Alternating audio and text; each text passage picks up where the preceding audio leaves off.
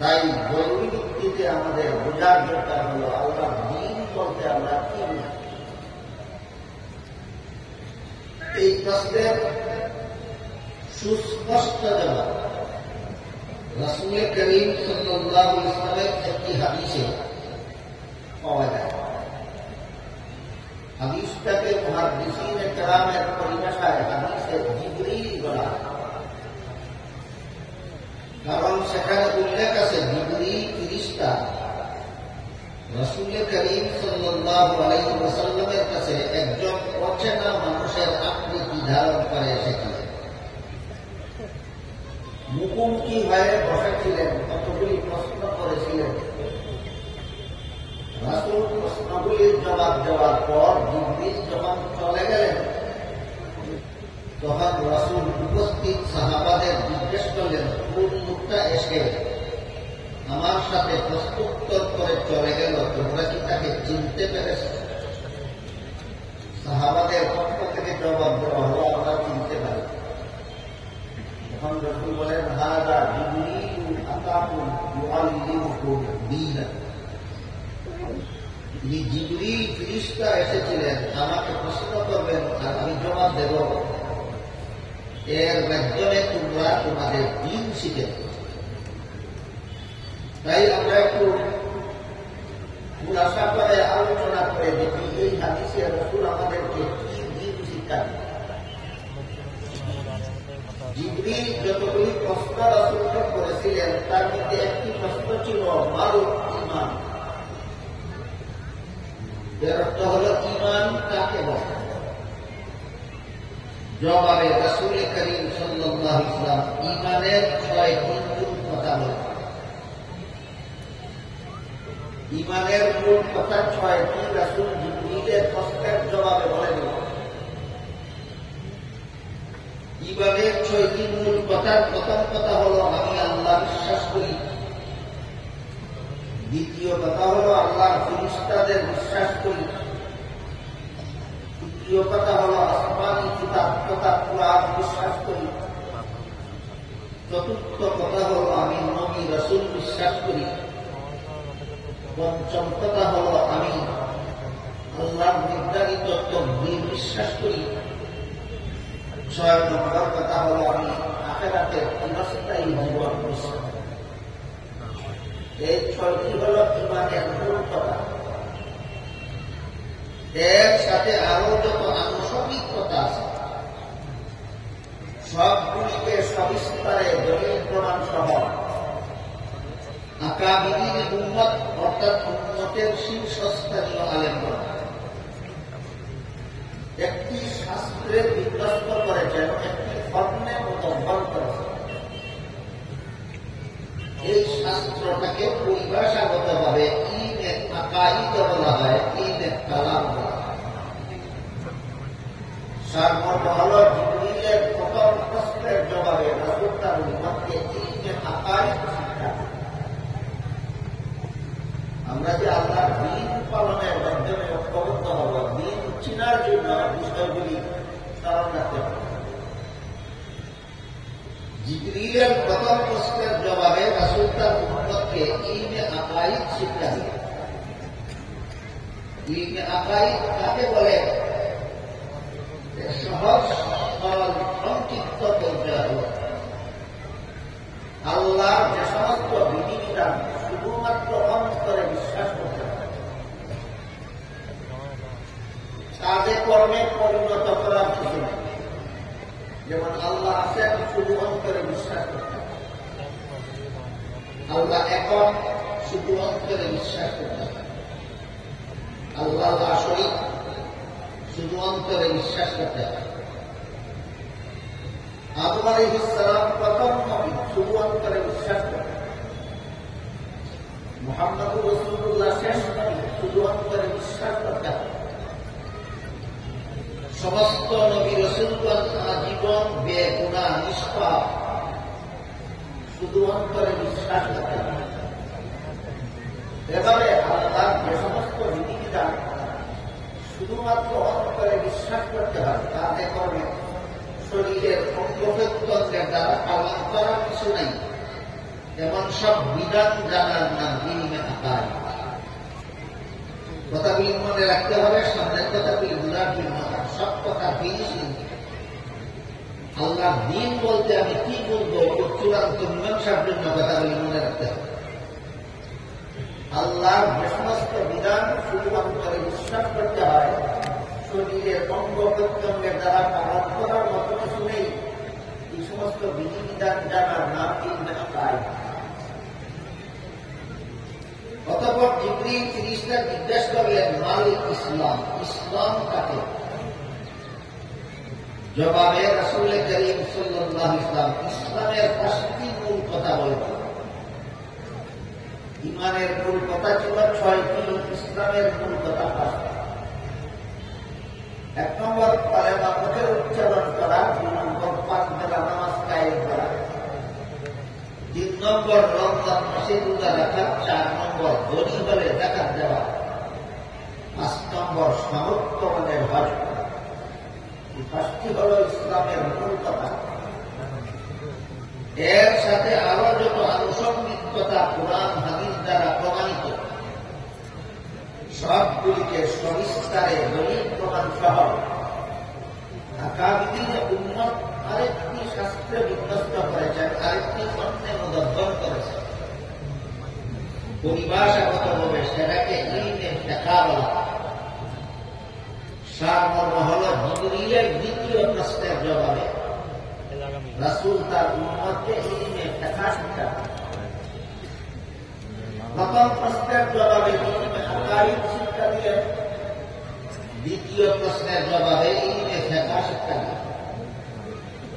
ইলমে ফিকহ কাকে বলে?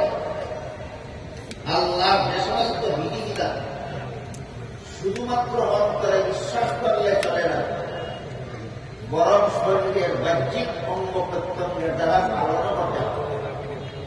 এ সমস্ত বিধিবিধান জানার নাম ইলমে ফিকহ। যেমন ওযুর 4 ফরজ বিশ্বাস করলেই ওযু হয় না, হাত মুখ ধুইতে হবে। নামাজের 13 ফরজ বিশ্বাস করলেই নামাজ হয় না, রুকু সিজদা করতে হয়। বুঝে থাকতে বলুন তো ওযু, নামাজ এগুলি ইলমে আকাইদের বিষয় না, ইলমে ফিকহ বিষয়। ইলমে ফিকহ।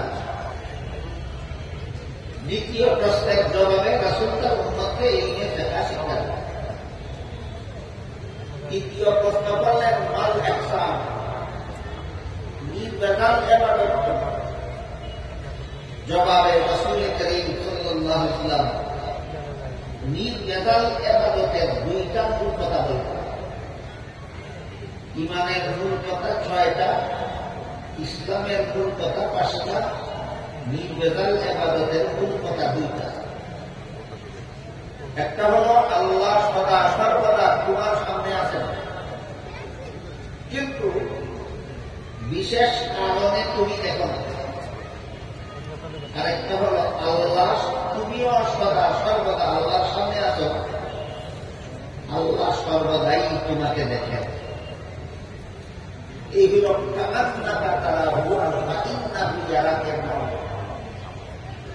খুব লম্বা সময় হাতে থাকলে আমি খুলাসা করে বলে দিতাম যে আল্লাহ যে সর্বদা আমার সামনে আছেন, কেন দেখি না? আমি যে আল্লাহর সামনে আছি, আল্লাহ সর্বদা কেন আমাকে দেখেন? একটু আবার দিচ্ছি, দুনিয়ার জীবনে কোন মানুষের চোখে আল্লাহকে দেখার মতো পাওয়ার আল্লাহ ইচ্ছা করেই দেন। দুনিয়ার জীবনে কোন মানুষের চোখে আল্লাহকে দেখার মতো পাওয়ার আল্লাহ দেন। কেন দেন না? দিলে তো দেখবে, দেখলে তার ইমান কবুল হবে। আল্লাহ দেখে ইমান আনলে ইমান কবুল হয় না, আল্লাহকে না দেখে ইমান আনলে ইমান কবুল হয়। তাই দুনিয়াতে আল্লাহ আমাদের চোখে আল্লাহকে দেখার মতো পাওয়া দেন। বুঝে থাকলে একটু দয়া করে বলুন তো, দুনিয়াতে যদি আমার চোখে আল্লাহকে দেখার মতো পাওয়ার দিতেন, আমি অবশ্যই দেখতাম। না দিয়ে কি আমাকে বঞ্চিত করলেন না ইমান কবুল হওয়ার ব্যবস্থা করলেন? এইটা আমাদের জানতে হবে, বিশ্বাস করতে হবে এবং জীবন ভর মনে রাখতে হবে। কিন্তু পরকালে সমস্ত মুমিন বান্দাদের চোখে আল্লাহকে দেখার মতো পাওয়ার দেওয়া হবে। তখন মুমিন বান্দারা পরকালে পূর্ণিমার চন্দ্রের চেয়ে বড় বেশি পরিষ্কার ভাবে আল্লাহকে দেখতে পাবে। তাহলে দুনিয়ার জীবনে আমরা আল্লাহকে দেখি না কেন? আমাদের দৃষ্টিশক্তির অভাব। কিসের অভাব? দৃষ্টিশক্তি। তাই রাসূল বলেন,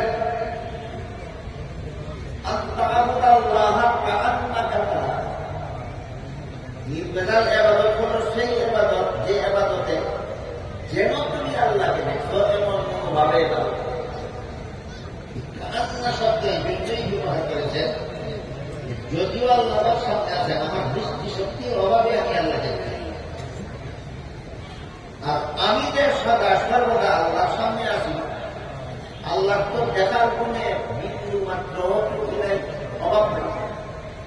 তাই আমাকে আল্লাহ সদা সর্বদাই দেখে। এই দুইটা বিশ্বাস সমস্ত মুসলমানের অন্তরেই আছে যে আল্লাহ আমার সামনে আছে, আমি আল্লাহর সামনে আছি।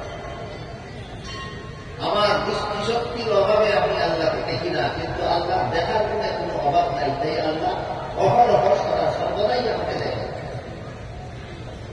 এমন বিশ্বাস অন্তরে থাকা অবস্থা আল্লাহ আমাকে দেখেন, মুসলমান বিশ্বাসও করে আবার চুরিও করে। আল্লাহ আমাকে দেখেন, বিশ্বাসও করে, ডাকাতিও করে। বিশ্বাস করে আল্লাহ দেখেন, তারপর সুদ খায়, ঘুষ খায়।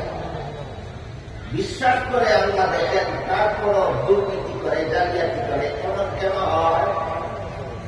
তার কারণ হল আল্লাহ আমাকে দেখেন, এই বিশ্বাসটা আমাদের জাগ্রত নয়, ঘুমন্ত। বিশ্বাসটা ঘুমন্ত থাকার কারণে আমাদের ইবাদতেও হয় ভেজাল, সংসারের কাজেও হয় দুর্নীতি। আল্লাহ আমাদের সদা সর্বদা দেখেন, এই বিশ্বাস যে মুসলমানের অন্তরে ঘুমন্ত থাকবে, তার ইবাদতে ভেজাল হবে, সংসারের কাজে দুর্নীতি হবে। এই বিশ্বাস জাগ্রত হলেই ইবাদত হয়ে যাবে দুর্নীতির ভেজাল, আর সংসারের কাজ হয়ে যাবে দুর্নীতি মুক্ত। কাজেই আমার বিশ্বাসের ভেজাল নির্ভেজালের ফলাফল বোঝার জন্য আমি দুটি উদাহরণ দিচ্ছি।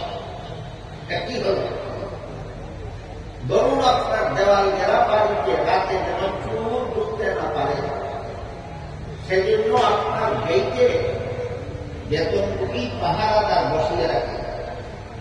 আমার কথা বুঝে থাকলে বলুন, পাহারাদার গেইটে বসা থাকা অবস্থা চুর কি ঢুকতে পারে বাড়িতে? পারে। কিন্তু চুর যদি আপনার গেটে বসে বসে ঘুমায়, চুর বসা আছে কোথায়? গেটে। কি অবস্থায়? ঘুমায়। এবার বলুন, চুর ঢুকতে পারবে কিনা? কেন? পাহারাদার আছে, ঢুকে কি পাবে? ঘুমায়। আল্লাহ আমাকে দেখে, বিশ্বাস আমার অন্তরে আছে, ঘুমান্ত। এই জন্য আমি চুরিও করতে পারি, ডাকাতিও করতে পারি, কিতাবে বিচার করতে পারি, চুক্তি জমাইতে পারি, দুর্নীতি দাঁড়িয়ে দিতে পারি।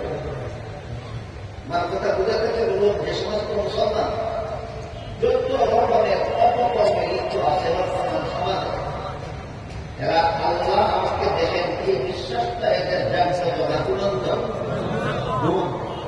এই জন্য এদের ইবাদত হবে ভেজাল, সংসারের কাজ হবে দুর্নীতি। অর্থাৎ করে এই ঘুমন্ত বিশ্বাসটাকে জাগ্রত করবে। আর এই জাগ্রত করার যে পথ এবং পদ্ধতি আছে,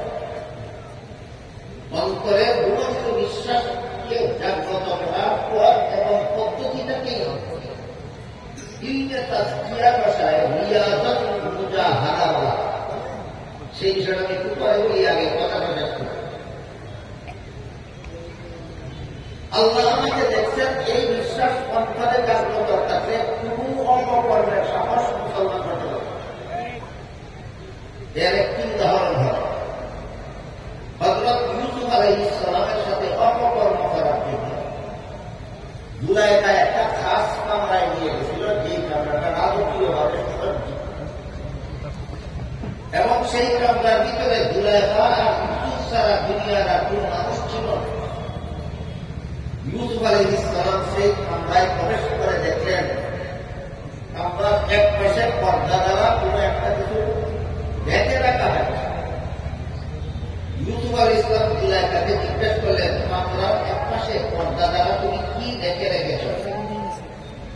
জুলাইখা বলে আমি যে মূর্তিটার পূজা করি সেই মূর্তিটা রেখে রেখেছে।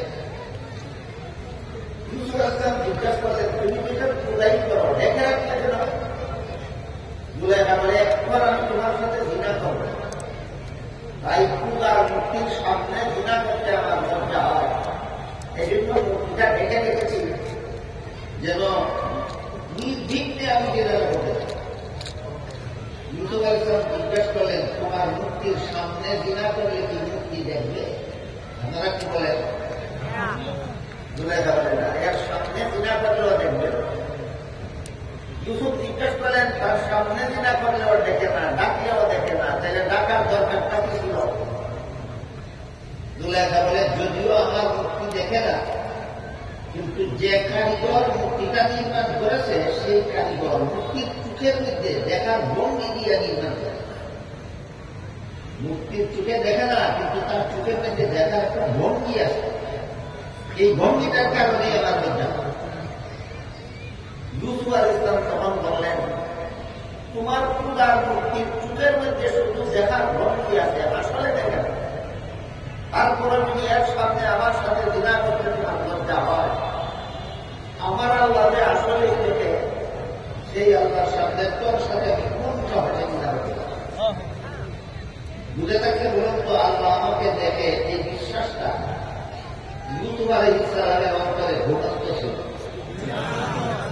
বিশ্বাস ঘুমন্ত থাকলে কি হয় আর জাগ্রত থাকলে কি হয়, দুইটার ফলাফল কি আমি আপনাদের বোঝাতে পারবো না? এখানে এসে কেউ ভাবতে পারে অথবা প্রশ্ন করতে পারে ইউসুফ আলাইহিস সালামের মতো নবীর পক্ষে সম্ভব ছিল আল্লাহ দেখেন কোন সাহসে গুনাহ করে? এইরকম মজবুত ইমানের অধিকারী একজন নবী হিসাবে ছিলেন। আমরা তো নবী না, আমাদের ইমান তো এত মজবুত না। আমরা তো আল্লাহ আমাকে দেখেন বিশ্বাসও করতে পারি, আবার সকল প্রকার গুনাহ করতে পারি। এরকম প্রশ্ন যদি কারো মনে লাগে তার প্রশ্নের নিরসনের জন্য কোন নবী রাসূল ওলি আউলিয়ার কাহিনী নয়, একটা অশিক্ষিত রাখাল ছেলের ঘটনা শোনা। রাসূলের দ্বিতীয় খলিফা হযরত ওমর ফারুক রাদিয়াল্লাহু মরুভূমির রাস্তা দিয়ে যাচ্ছিলেন, সাথে খাওয়ার কিছু ছিল না। মরুভূমি হওয়ার কারণে রাস্তায় খাদ্য জোগাড় করার কোন সুযোগ ছিল। এমন অবস্থায় খলিফা ওমর পেটে খিদায় বড় কষ্ট করছিল।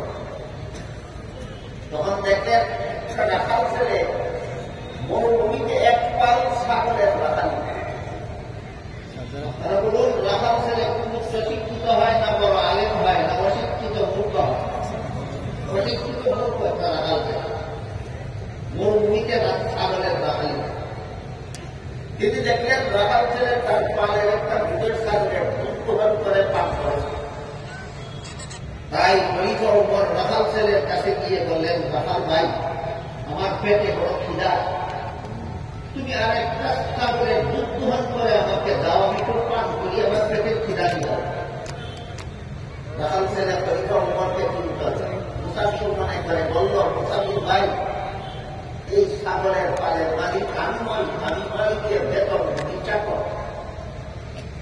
মাস শেষে মালিক যে নগদ টাকা দেবে সেটাও আমার বেতন। রাখালি করার সময় খিদা লাগলে একটা ছাগলের দুধ দোহন করে পান করি, সেটাও আমার বেতন। তুমি যেহেতু আমার মালিকের বেতন চাকর না, তাই আমি মালিকের অনুমতি ছাড়া তোমাকে এক ফোঁটা দুধ দিতে পারি। খলিফা ওমর দেখলেন যে এই রাখাল ছেলের জবাবে পেটের খিদা গেল না।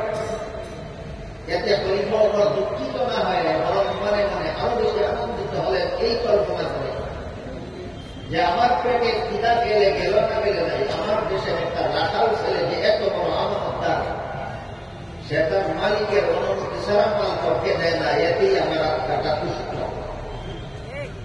কিন্তু রাখাল ছেলে আমানতদারির কারণে এমন কথা বলল না, মুসাফির তাকে ধোঁকা দেওয়ার জন্য বলল, এটা পরীক্ষা করার জন্য।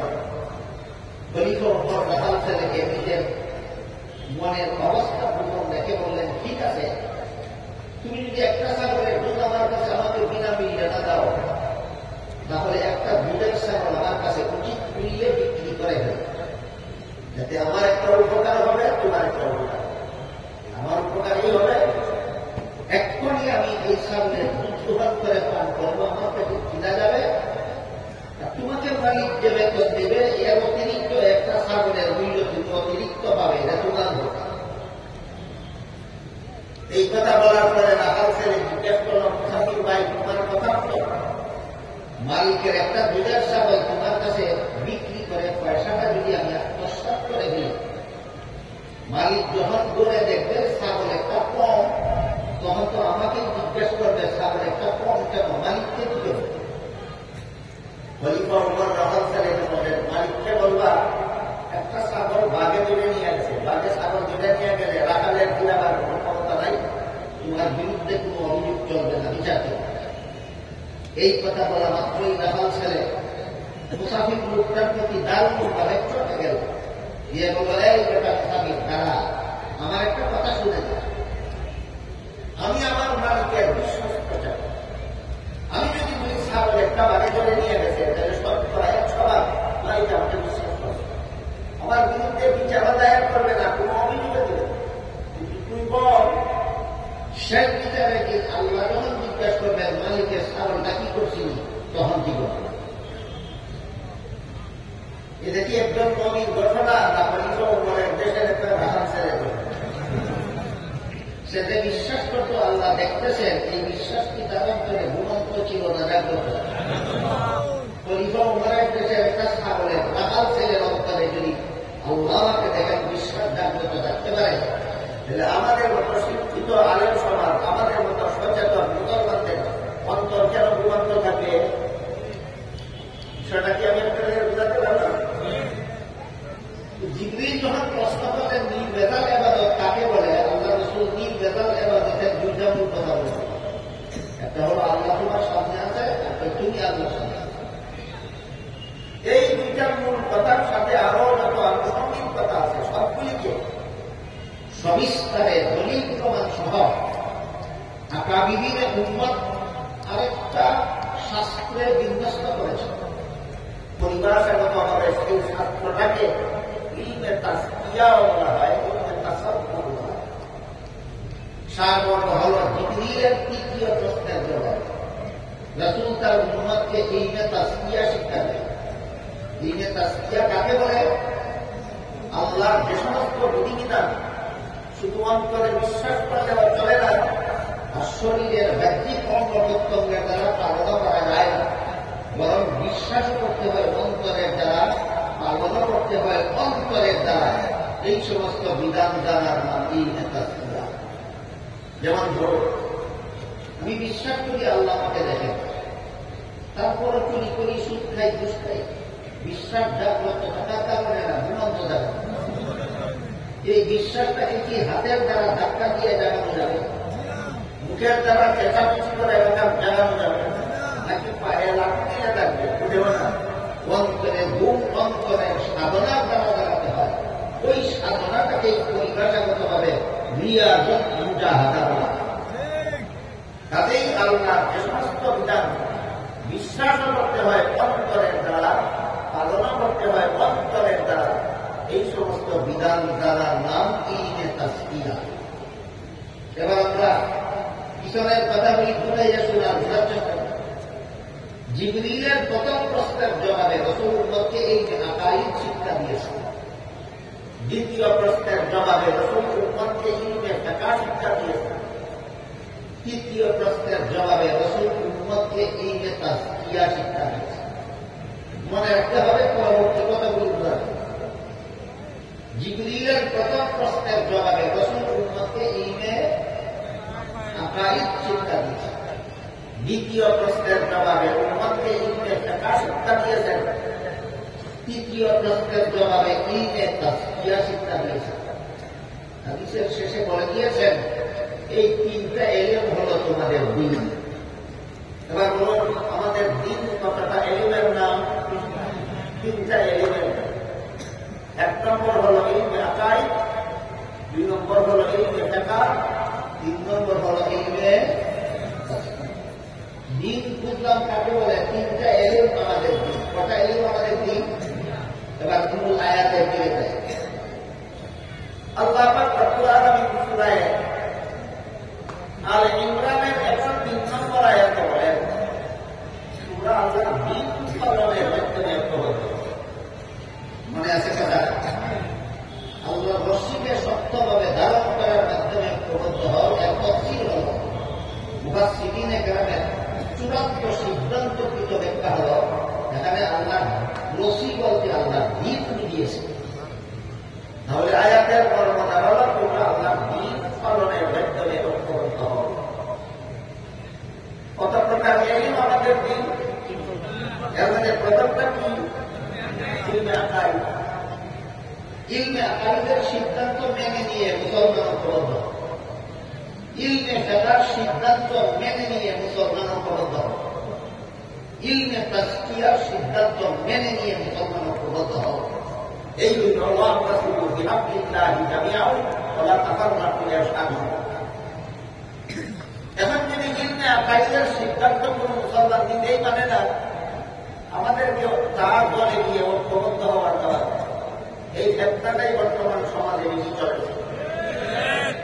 ইলমে আকাইদের সিদ্ধান্ত সে নিতেই মানে না, আমাকে ওর প্রবদ্ধ হওয়ার দরকার। বলুন কতটা এলিমের সিদ্ধান্ত মেনে নিয়ে আল্লাহ ওর প্রবদ্ধ হতে বলেছেন? প্রথমটা কি? ইলমে আকাইদ। ইলমে আকাইদের একটা সিদ্ধান্ত আমি আপনাদের আল্লাহ পবিত্র কুরআনের এক আয়াতে বলেছেন, লা ইয়ানালু আহদিয যালিমিন। এর অর্থ হল গুনাহগারদেরকে আমি নবী বানাই। গুনাহগারদেরকে নবী বানাই না, যাদেরকে নবী বানাই যারা জীবনে কোনদিন গুনাহ করে।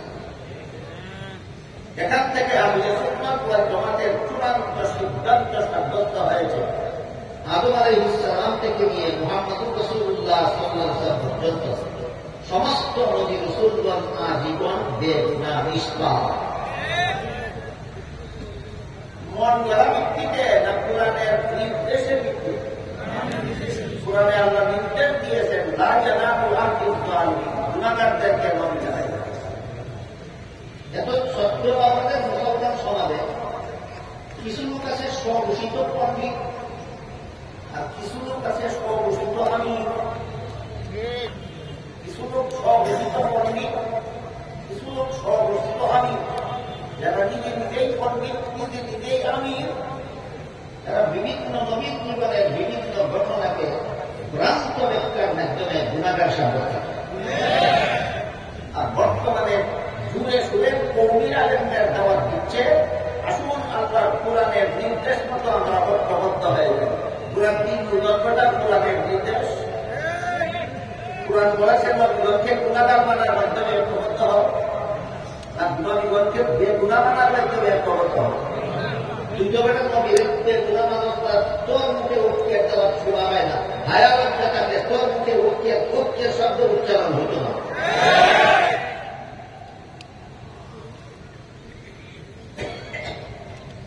এই সমস্ত স্বঘোষিত পণ্ডিত আর স্বঘোষিত আমির যেসব নবীর জীবনের বিভিন্ন ঘটনাকে ভ্রান্ত ব্যাখ্যার মাধ্যমে গুনাহগার সাব্যস্ত করে, এদের প্রথম নম্বরে রয়েছেন হযরত আদম আলাইহিস সালাম। আদম আলাইহিস সালামকে আল্লাহ জান্নাতে দিয়ে বলেছিলেন, সব গাছের ফল খাও, শুধু একটি গাছের ফল খেতে নিষেধ করেছিলেন। কিন্তু শেষ পর্যন্ত ইবলীসের ধোঁকায় পড়ে আদম নিষিদ্ধ গাছের ফল খেয়েছিলেন। এই ঘটনা কোরআনে আছে। এই ঘটনা কোরআনে যারা নবী বলছেন গুনাহগার সাব্যস্ত করে, ঘটনাটার ব্যাখ্যা এভাবে করে যে আল্লাহর আদেশ নিষেধ লঙ্ঘন করলেই তো গুনাহ হয়, আর আদম তো লঙ্ঘন করলেনই, তাই আদম গুনাহগার হয়। একটু সময়ের জন্য যদি তার এই ব্যাখ্যাটা আমি মেনে নেই, আল্লাহ বলেছিলেন কোন গুনাহগারকে নবী বানাই না, আল্লাহর মূল নীতিটা ঠিক থাকে না। সুতরাং তোমার ব্যাখ্যার দ্বারা আল্লাহর মূল নীতি লঙ্ঘন হয়ে যায়, এতেই তোমার হলো তোমার ব্যাখ্যাটা ভ্রান্ত। এবং ভ্রান্ত ব্যাখ্যার মাধ্যমে মুসলমান সমাজের কিছু স্বঘোষিত পণ্ডিত, কিছু স্বঘোষিত আমির বিভিন্ন নবীকে গুনাহগার সাব্যস্ত করে। আমার অনুসন্ধান মতে এদের এই অপব্যাখ্যা এদের নিজেদের মস্তিষ্ক প্রসূত নয়, এদের অপব্যাখ্যা খ্রিস্টানদের কাছ থেকে আমদানি।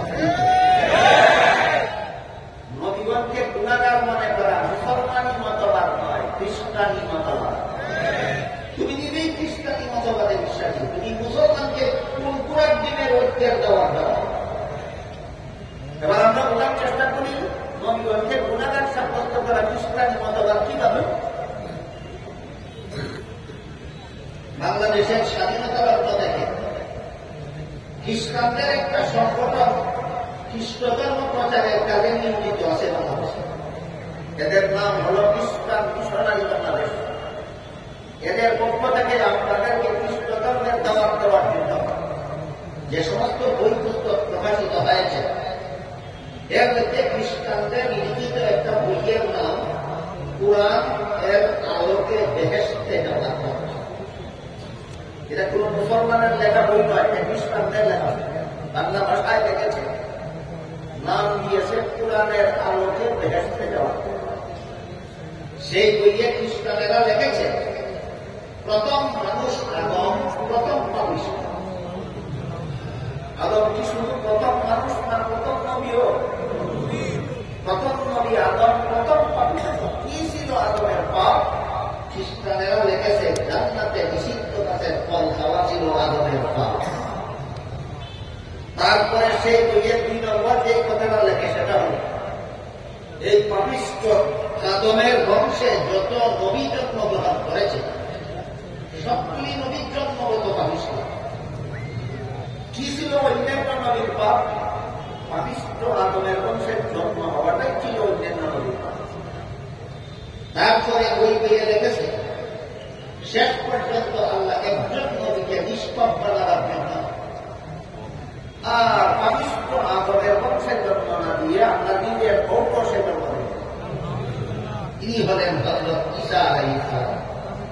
তুমি ঈসা নবী নিষ্পাপ আল্লাহর বংশে জন্ম হওয়ার কারণে বাকি সবগুলি নবী পাপিষ্ঠ, পাপিষ্ঠ আদমের বংশে জন্ম হবে। বৈজ্ঞানিক রেফারেন্স বিরুদ্ধে তাকে বলুন নবীগণকে বিভিন্ন অপব্যাখ্যার মাধ্যমে পাপিষ্ঠ বা গুণাগার সাব্যস্ত করা সত্যই ইসলামী মতবাদ না আসলেই খ্রিস্টানি মতবাদ? এবার যারা খ্রিস্টানি মতবাদ মুসলমান সমাজে প্রচার করে বেড়ায় আর আপনাদেরকে বলে আসুন আমরা সব ঐক্যবদ্ধ হয়ে যাই, কথা সত্য মতলব খারাপ। কি সত্য কি খারাপ? কথা সত্য মতলব খারাপ। আপনাকে মহাভাবে ভাষাবার জন্য চক্রান্ত স্বরূপ যারা নবীগণকে গুণাগার সাব্যস্ত করে, যারা সাহাবায়ে কেরামের সমালোচনাকে হালাল বলে, এদের প্রত্যেক দেওয়া কথা সত্য মতলব খারাপ। এই জন্য আমাদের ধর্মীয় ভিত্তিতে সিদ্ধান্ত নিতে হবে। ঐক্যবদ্ধ হওয়ার হুকুম তো আল্লাহ নিজেই কোরআনে দিয়েছেন। ঠিকানাটা বলে দেখুন, ঠিকানাটা বলে দেখুন কি ঠিকানা? 3টা এলেমের সিদ্ধান্ত মেনে নিয়ে ঐক্যবদ্ধ। ইলমে আকাইদার সিদ্ধান্ত মেনে নিয়ে মুসলমান ঐক্যবদ্ধ হবে। ইলমে ফিকহের সিদ্ধান্ত মেনে নিয়ে মুসলমান ঐক্যবদ্ধ হবে। ইলমে তাফসীরের সিদ্ধান্ত মেনে নিয়ে মুসলমান ঐক্যবদ্ধ হবে। সুতরাং যারা ইলমে আকাইদার সিদ্ধান্ত মেনে নেয় না এদের মুখে ঐক্যের কথা নির্লজ্জতা ছাড়া কিছু। যারা ইলমে ফিকহের সিদ্ধান্ত মেনে নেয় না এদের মুখে ঐক্যের দাওয়াত নির্লজ্জতা ছাড়া কিছু। যারা ইলমে তাসকিয়ার সিদ্ধান্ত মেনে নেবে তা ইলমে তাসকিয়াকে বেদাত বলে এদের ঐক্যের শব্দ উচ্চারণ করার অধিকার নাই। ইলমে আকাইদের একটা সিদ্ধান্ত হল সমস্ত নবীগণ ইসলাম। তাই এবার আদমের নিষিদ্ধ গাছের ফল খাওয়ার দ্বারা আদমের তো আল্লাহ নিষেধ লঙ্ঘন হইল, গুনাহ হইল না কেন? এবার এটা বোঝার চেষ্টা করে যারা অপব্যাখ্যা করে আদমকে গুনাহগার সাজায় তাদের ব্যাখ্যার বর্ণনা হল আল্লাহর আদেশ নিষেধ লঙ্ঘন করলেই গুনাহ হয়, আর আদম তো লঙ্ঘন করলে নেই, তাই বেগুনাহ হইলে খোদা। এই ব্যাখ্যা মেনে দিয়ে নবীগণের বেলায় আল্লাহর সার্বজনীন মূলনীতি বল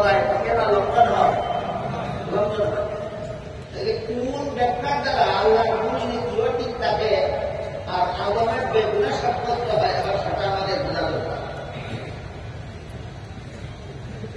বিগত 1300 বছরের ইতিহাস আহলে সুন্নাত ওয়াল জামাতের মুফাসসিরিন যত তাফসীরের কিতাব লিখেছেন, সমস্ত তাফসীরের কিতাবে আমলের বিশুদ্ধতার ফতোয়া সহিহ একটা উল্লেখ করেছে, এবং বেশ কয়েকটি সহিহ একটা সবগুলি আপনাদের সামনে তুলে ধরার সময় আমার হাতে নেই। আমাকে একটু একটা তুলে ধরার পরে দেখি কতদিন সময় থাকে। এর মধ্যে একটি ব্যাখ্যা হল, মানুষের কোন কাজের দ্বারা সওয়াব হয় এবং কোন কাজের দ্বারা গুনাহ হয় দুনিয়ার জীবনে। কোন কাজের সওয়াব হয়, কোন কাজের গুনাহ হয় কোন জীবনে? জান্নাতি জীবনের কোন কাজের সওয়াব নাই। এবার বলুন, আদম নিষিদ্ধ কাজের ফল পেয়েছিলেন কোন জীবনে? একসাথে সওয়াবেরও কোন সম্পর্ক নাই, তার সাথে গুনাহ। এই ব্যাখ্যাটা আহলে সুন্নাত ওয়াল জামাতের ব্যাখ্যা। ব্যাখ্যাটা আহলে সুন্নাত ওয়াল জামাতের ব্যাখ্যা। বলুন, আপনার ব্যাখ্যাটা মেনে নিলে আল্লাহর মূল নীতির সাথে সাংঘর্ষিক হয় না সামঞ্জস্যপূর্ণ হয়? এটাই প্রমাণিকতা যে ব্যাখ্যাটা শুদ্ধ। এই ব্যাখ্যা আল্লাহর সামগ্রিক মূলনীতির সাথে সাংঘর্ষিকতার সৃষ্টি হয়। এখানে আমি উলামায়ে কেরাম মাদ্রাসার হাদিস তাফসীরের ক্লাসের ছাত্রদের একটি হাদিসের কথা স্মরণ করিয়ে দিতে চাই। সেটা হলো, হাদিস শরীফে আল্লাহর রাসূল বলেছেন, আল বেরাতু ফিল কুরআনে কুফর। কুরআনের কোন আয়াতের আহলে সুন্নাত ওয়াল জামাতের ব্যাখ্যা বাদ দিয়ে মন গড়া ব্যাখ্যাকে নিয়ে সেই আয়াতকে অন্য আয়াতের বিরুদ্ধে দাঁড় করানো কুফরি কাজ। একটা আয়াতের ব্যাখ্যা আহলে সুন্নাত ওয়াল জামাতের পক্ষ থেকে একটা ব্যাখ্যা দেওয়া হয়েছে। কুরআন, হাদিস, নবীগণের জীবন ইতিহাস ইত্যাদি ব্যাপারে আহলে সুন্নাত ওয়াল জামাতের ব্যাখ্যাই একমাত্র সহিহ। আহলে সুন্নাত ওয়াল জামাতের বহির্ভূত যত ভ্রান্ত দল আছে মুসলমানদের, ওদের ব্যাখ্যাগুলি ভ্রান্ত। আমার যদি এই ব্যাপারটা এতটুকুই আমরা মনে রাখি, কুরআনে আহলে সুন্নাত ওয়াল জামাতের ব্যাখ্যাই কুরআনের সহিহ ব্যাখ্যা। নবীগণের জীবন ইতিহাসের ব্যাখ্যা আহলে সুন্নাত ওয়াল জামাতের ব্যাখ্যাই সহিহ ব্যাখ্যা।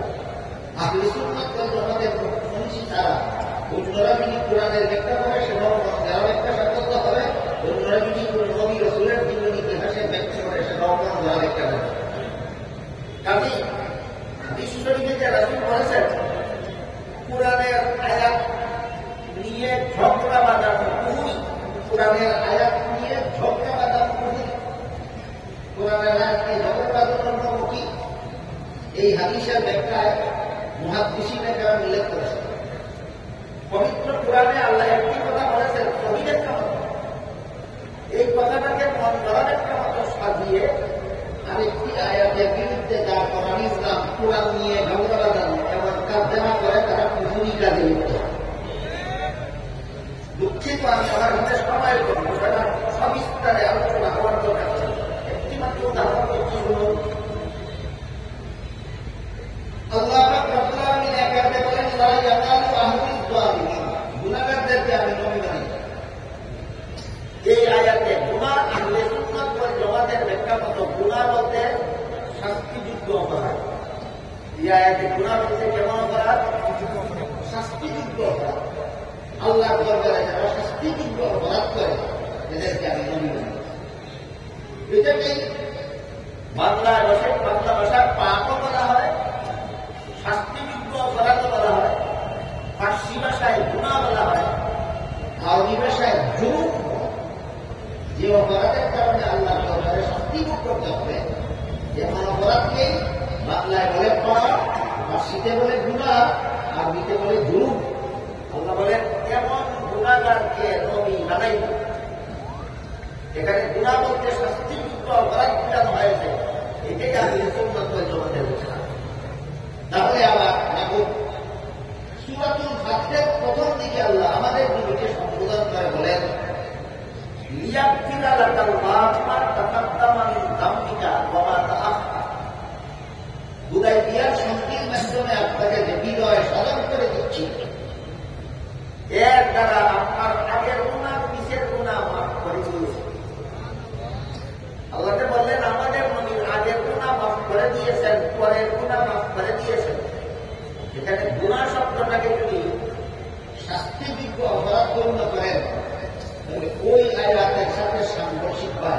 যে আয়াতে আল্লাহ বলেছেন গুনাহগারকে মাফ করেন। এই জন্য আহলে সুন্নাত ওয়াল জামাতের সিদ্ধান্ত, ইলমে আকাইদের চূড়ান্ত সিদ্ধান্ত, যেহেতু আল্লাহ মূল নীতি বলে দিয়েছেন কোন গুনাহগারকে মাফ করেন না, সুতরাং কোরআনে হাদিসে যদি কোন নবী রাসূলের নামে গুনাহ শব্দ ব্যবহৃত হয় সেটা মূল অর্থে ব্যবহৃত হবে না, রূপক অর্থে ব্যবহৃত হবে। এই এক আয়াতে মূল অর্থে ব্যবহার করা হয়েছে, আরেক আয়াতে মূল অর্থে ব্যবহার করা হয়েছে। এখানে মূল অর্থের আয়াতকে যদি রূপক ধরে নেন আপনি হবেন কোরআনের অপব্যাখ্যাকারী, রূপক অর্থের আয়াতকে যদি মূল অর্থে ধরে নেন আপনি হবেন কোরআনের অপব্যাখ্যাকারী। আর হাদিস শরীফে আল্লাহ রাসূল বলেছেন কোরআনের অপব্যাখ্যাকারী জাহান্নামী। এইরকম কোরআনের অপব্যাখ্যাকারীরা আজকাল আমাদের প্রক্রিয়ার জবাব দেয়, দেয় কিনা? আবার কোরআনের আয়াত দ্বারা দলিল দেয় ওয়াতাসিমু বিহাবলিল্লাহি জামিআন ওয়া লা তাফাররাকু। ওয়াতাসিমু বিহাবলিল্লাহ কোন অর্থ বলে না, শুধু বলে ওয়া লা তাফাররাকু অর্থ। তোমরা পরস্পরে বিচ্ছিন্ন হইও না, বিচ্ছিন্ন হইবে না, ঐক্যবদ্ধ হইবে। কোথায় গিয়ে? 3 প্রকার ইলমের সিদ্ধান্ত মেনে নিয়ে। আমার আগাগোড়া সবার কথা 7 নম্বর বুঝে দেখতে বলুন। আল্লাহর সূরা আলে ইমরানের 103 নম্বর আয়াতে মুসলমানদের ঐক্যবদ্ধ হওয়ার কথা নির্দেশ দিয়েছেন। কোথায় গিয়ে ঐক্যবদ্ধ হওয়া? 3 এলেমের সিদ্ধান্ত মেনে নিয়ে। 3 এলেমের সিদ্ধান্ত মেনে নিয়ে। 1 নম্বর ইলমে আকাইদ। ইলমে আকাইদের সিদ্ধান্ত সমস্ত নবীদের গুনাহ মেনে মুসলমান ঐক্যবদ্ধ হওয়া। যারা মানে না তাদের সাথে মুসলমান ঐক্যবদ্ধ হওয়ার নাম দিয়েছে। ইলমে আকাইদের চূড়ান্ত সিদ্ধান্ত সাহাবায়ে কেরামের সমালোচনা হারাম।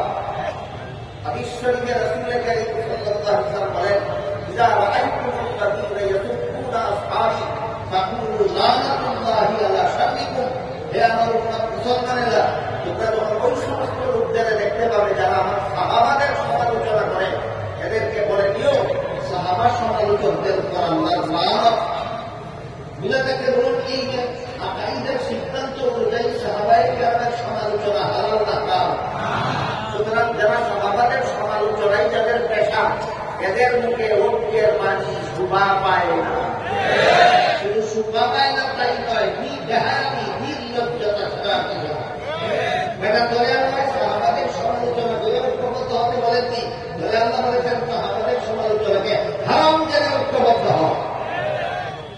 অনুরূপভাবে ইলমে ফিকহের মধ্যে বিভিন্ন ব্যাখ্যা আছে। এক এক ইমামের ব্যাখ্যাকে এক এক মাযহাব বলা। এটা মেনে নেওয়া ইলমে ফিকহের চূড়ান্ত সিদ্ধান্ত। এর মধ্যে সহিহ বুখারী শরীফের বর্ণিত এক হাদীসে রাসূল বলেন ইযা হাকামাল হাকিমু ফাইজতাহাদা ওয়া আসাবা ফালাহু আজরান ওয়া ইযা ইজতাহাদা ওয়া আখতা ফালাহু আজরুন ওয়াহিদ। সারমর্ম হলো ইলমে ফিকহের মধ্যে মুজতাহিদ গবেষকদের মধ্যে যদি ভিন্ন মতের সৃষ্টি হয়, সহিহ বুখারী শরীফের হাদিস আল্লাহ রাসূল বলে দিয়েছেন মাযহাব হলো ভিন্ন মতের, কোন মতেই গুনাহ নাই, উভয় মতেই সওয়াব। সুতরাং ইলমে ফিকহের চূড়ান্ত সিদ্ধান্ত হানাফি মাযহাব মতে আমল করার মধ্যে সওয়াব, শাফিঈ মাযহাব মতে আমল করার মধ্যে সওয়াব, মালিকি মাযহাব মতে আমল করার মধ্যে সওয়াব, হাম্বলি মাযহাব মতে আমল করার মধ্যে সওয়াব। যারা কোনো মাযহাব মতে আমল করে না আর মাযহাবের ইমামগণের মতো কুরআন হাদিস বুঝেও না, এদের জন্য এই কুরআন হাদিসের মন গড়া ব্যাখ্যা মতো আমল করা গুনাহ। এইভাবে ব্যাখ্যা করলে গুনাহ, সেইভাবে ব্যাখ্যা করতে হবে। সুতরাং বর্তমান সমাজের উলামা-ভাবীরা যেহেতু কুরআন এবং হাদিসের সিদ্ধান্ত ইলমে ফিকহের সিদ্ধান্ত মেনে নিতে রাজি নয়, সুতরাং পথভ্রষ্ট উলামা-ভাবীদের সঠিকপন্থী মুসলমানদের ঐক্যের কোনো প্রশ্নই আসে না। কাজেই যারা ইলমে আকাইদের সিদ্ধান্ত মানে না, ঐক্যের গুলি তাদের মুখে হাস্যকর। যারা ইলমে ফিকহের সিদ্ধান্ত গুলি মানে না, ঐক্যের গুলি তাদের মুখে হাস্যকর। যারা ইলমে তাজকিয়ার অস্তিত্বই মানে না, গুমরাহ পথভ্রষ্টের দল ইলমে তাজকিয়াকে বেদাত বলে, এদের মুখে ঐক্যের দাবি হাস্যকর। আমি আগাগোড়া যত কথা বলেছি সব কথা হলো আল্লাহ সূরা আলে ইমরানের 103 নম্বর আয়াতে বলেছেন তোমরা ঐক্যবদ্ধ হও, পথক্রম চিহ্নিত করে দিয়েছেন।